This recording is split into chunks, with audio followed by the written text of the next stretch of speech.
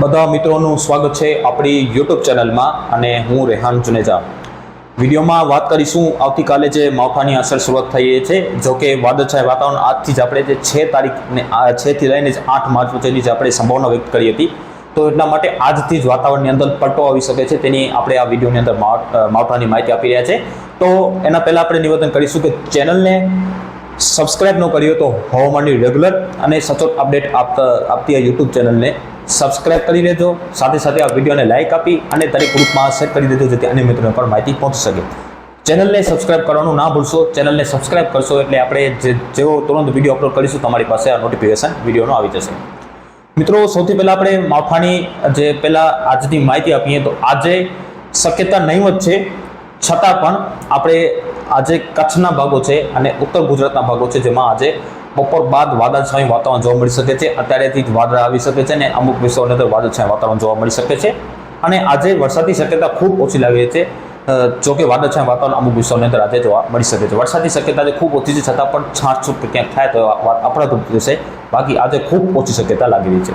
પણ આવતીકાલે એટલે કે 7 માર્ચના રોજ શક્યતા આપણે છે માવઠાની।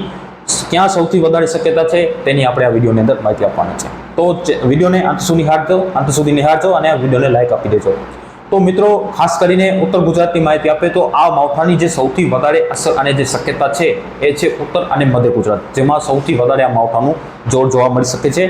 અને બીજા નંબરની વાત છે કે કચ્છ અને પશ્ચિમ સૌરાષ્ટ્રમાં માવઠાનું કેવું રહેશે, કારણ કે અત્યારે જે પણ માવઠા આવ્યા એની સૌથી વધારે શક્યતા કચ્છ અને પશ્ચિમ સૌરાષ્ટ્રમાં હતી ને આપણે જે પ્રમાણે બધા આપણે શક્યતા વ્યક્ત કરી હતી, પછી ન્યૂઝ ચેનલવાળાએ કે આપણે યુટ્યુબ ચેનલવાળાએ બધાએ જે પ્રમાણે શક્યતા વ્યક્ત કરી હતી તો એ પ્રમાણે જ માવઠા જોવા મળ્યા છે। તો સૌથી પહેલાં મિત્રોના મનમાં એક ખ્યાલ આવતો હશે, ક્વેશ્ચન આવતો હશે કે આ માવઠાની અસર પણ શું કચ્છ અને પશ્ચિમ સૌરાષ્ટ્રમાં વધુ અસર જોવા મળશે? તો એવું નથી। આ માવઠાની સૌથી વધારે અસર આપણે પહેલાં જ કહી દીધું છે કે ઉત્તર ગુજરાત અને તેને લાગુ મધ્ય ગુજરાતના ભાગો છે, તેમાં માવઠાની સૌથી વધુ અસર જોવા મળી શકે છે એવી આપણે હાલ સંભાવના લાગી રહી છે।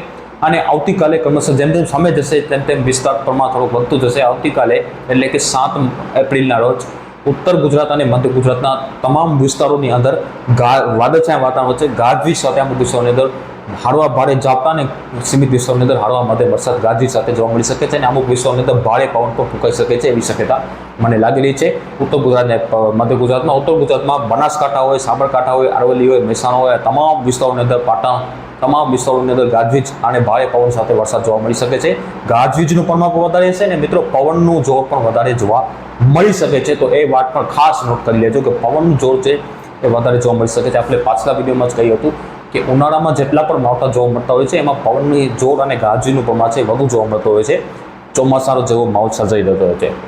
તો ઉત્તર ગુજરાતના આપણે જે જિલ્લા જણાવ્યા તમામ વિસ્તારોની અંદર ગાજવીજ સાથે વરસાદ જોવા મળી શકે છે। બનાસકાંઠા, સાબરકાંઠા, પાટણ, અરવલ્લી, તમામ વિસ્તારોની અંદર મહેસાણા જેવા ભાગો છે, બધા વિસ્તારોની અંદર ગાજવીજ સાથે વરસાદ જોવા મળી શકે છે। પવનની સ્પીડ છે ખૂબ વધારે જોવા મળી શકે છે, જ્યાં વરસાદ પડશે ત્યાં પવનની સ્પીડ વધારે જોવા મળશે।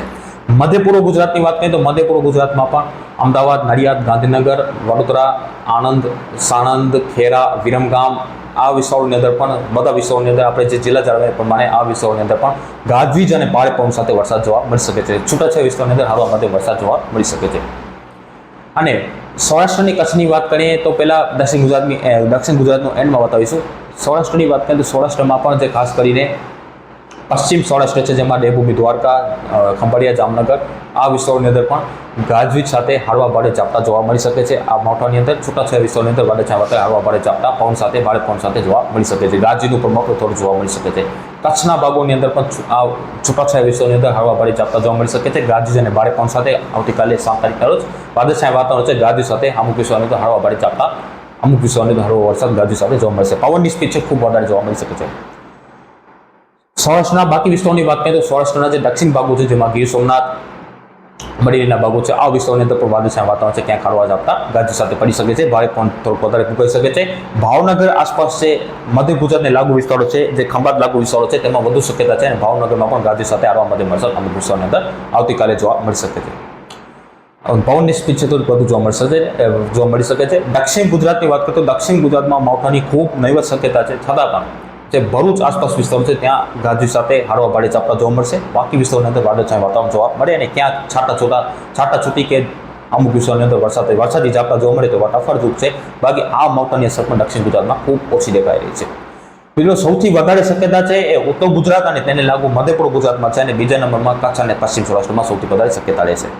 આવતીકાલે આપણે વિસ્તાર સાથે માહિતી, મતલબ કે આવતીકાલે આપણે સવારે વિડીયો નાખીશું, અત્યાર સુધી છે બપોર સુધી વિડીયો આવી જશે, અને એમાં આપણે જાણીશું કે આજે કયા કયા વિસ્તારોની અંદર શક્યતા છે વરસાદની, તેની આવતીકાલે વિડીયોની અંદર માહિતી આપવામાં આવશે.